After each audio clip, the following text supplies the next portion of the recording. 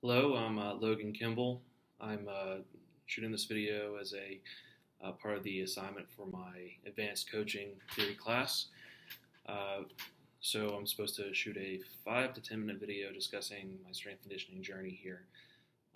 So first thing to discuss is what's the story behind me choosing to take depart on the journey of becoming a strength conditioning coach.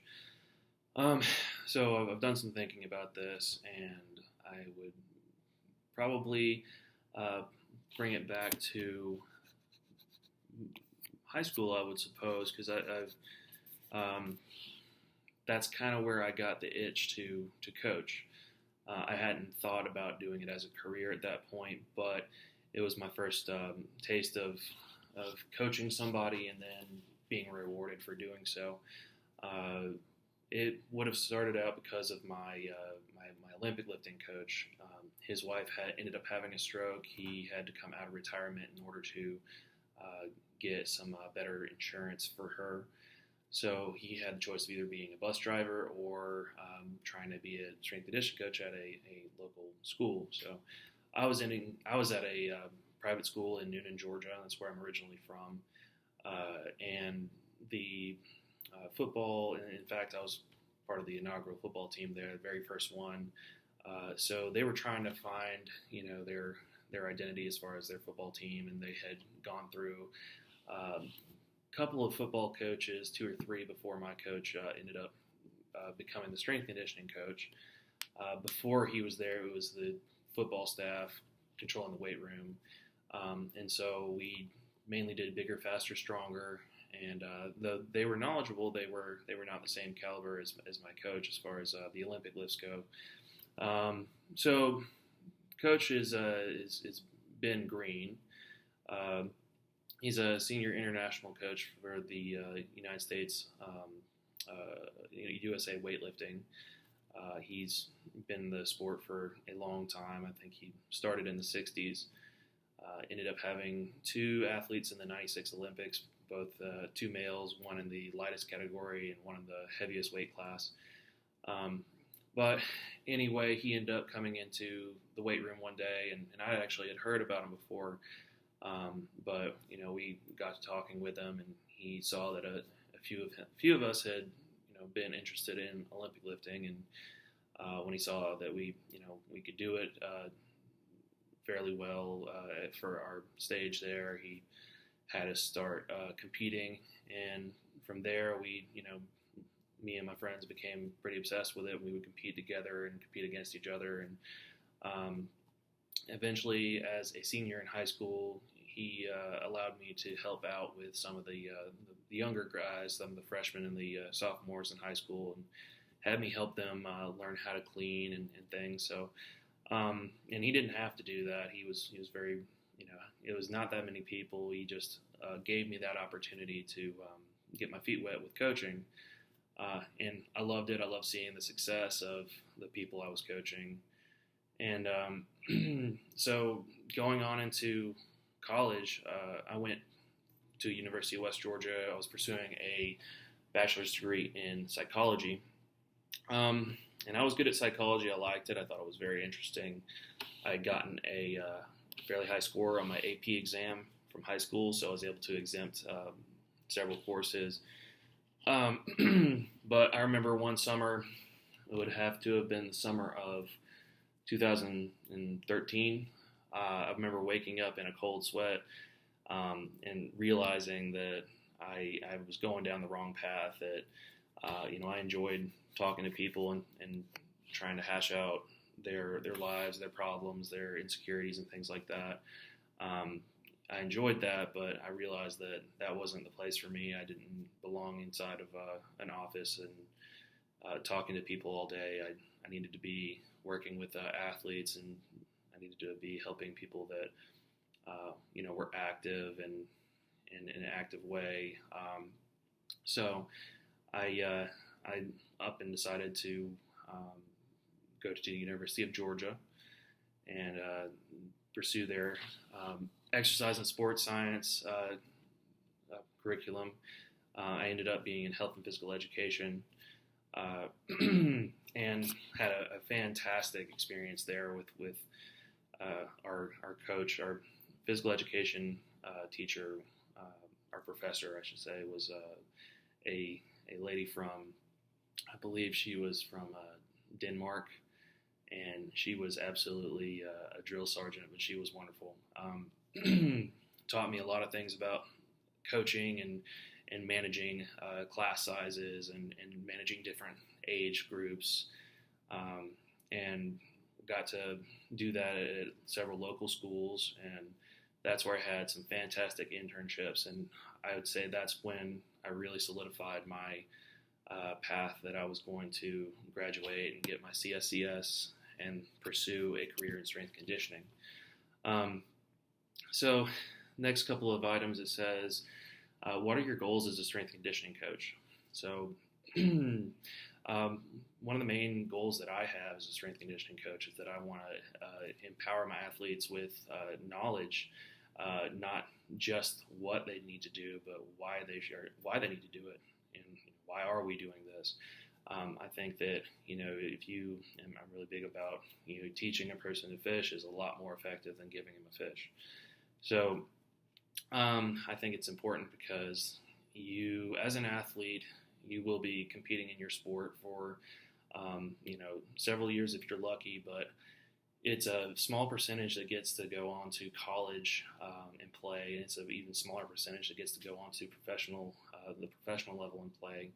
So I think the main impact that a strength conditioning coach has is that you're going to, provide your athletes with the tools to keep them strong and healthy and active through the rest of their life, and they can then pass that on to their children and and other people that are important to them in life.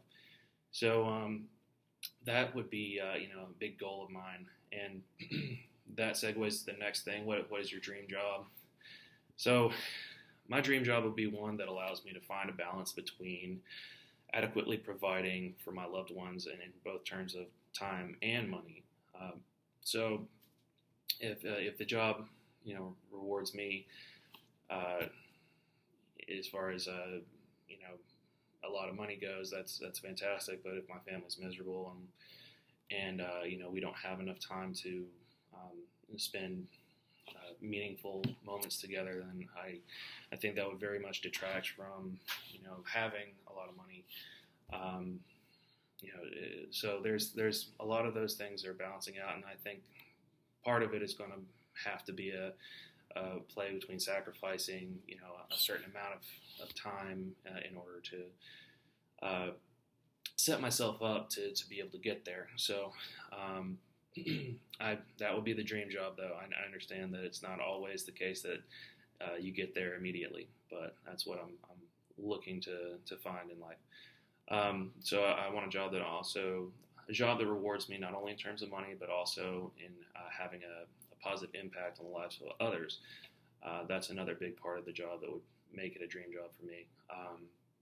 So there have been several people that I've ended up coaching where the lessons, the attention, the time that I spend with them goes outside of the weight room and ends up helping people through tough relationships in their life, and things I've been through, and just tough times, and that feels good for me as well to be there for people. So I've found that there's a lot of opportunity in strength conditioning and in working with athletes and coaches and everything, where you can be fulfilled with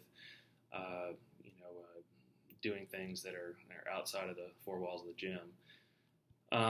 So strength conditioning has definitely provided me with most of what I want out of a dream job so far.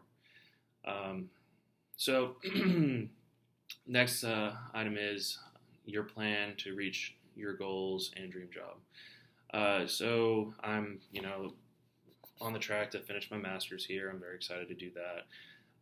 And then from there, I'm going to be applying as many different places as I can, and I'm trying to keep developing myself personally, as well as developing relationships between myself and other people in the field, other coaches, and I think that's been huge so far for me is the mentors and the people I've been able to work with, the athletes as well as the coaches I've been able to work with. So I've learned a lot from all of that. So next it says, name a coach you aspire to be like. So when I think back in my life, the coaches that I've had have been extremely impactful. When I think of, my parents, my family, my teachers, the coaches that I've had have been a huge impact on me. They've had a huge impact on me. So it'd be very, very difficult for me to pick just one person that has encompasses all the qualities of a coach that I would like to replicate. But I've got a list here. So Ben Green, my weightlifting coach, we've become about as close as family, and very close to him and his wife, his children, his daughter, his grandsons. We have known each other for, I suppose, about 12 years now.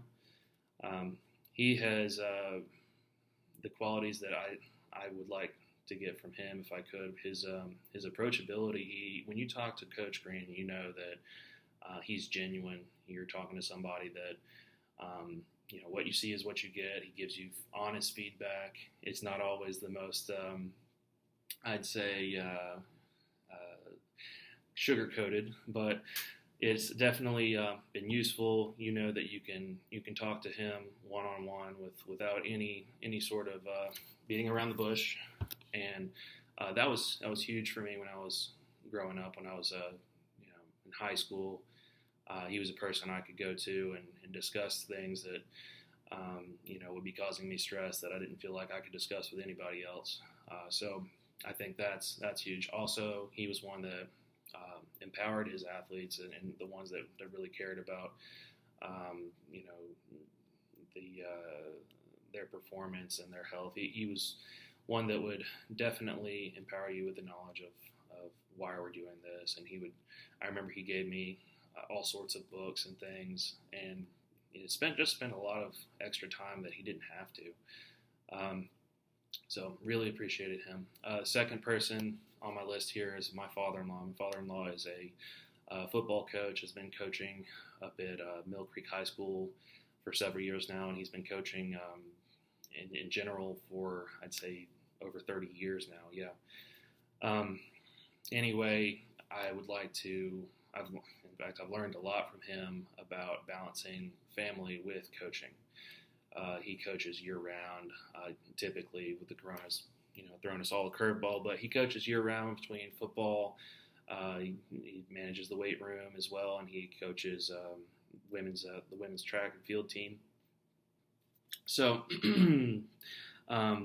he is in his family, and they're all great people. There's a lot of them, but there's always a lot going on, holidays and anytime we're all around each other. But no matter what, when anything happens, if anybody's anxious or upset or anything, he's always a steady rock that everybody can depend on. And so, I'd like to be that for my family as well. And I'm sure he's the same way for his athletes. There's a bunch of other folks on here. I know I've gone over my time a little bit, so I'm gonna try to hurry up through that.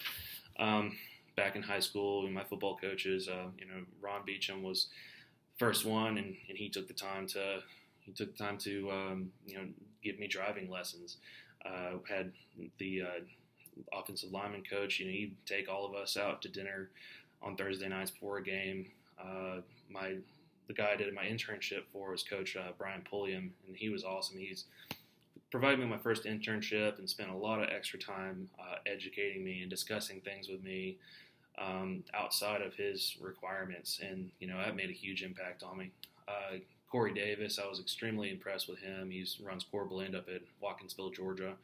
The main thing I was impressed with him was how he could manage and conduct business between a lot of different walks of coaches.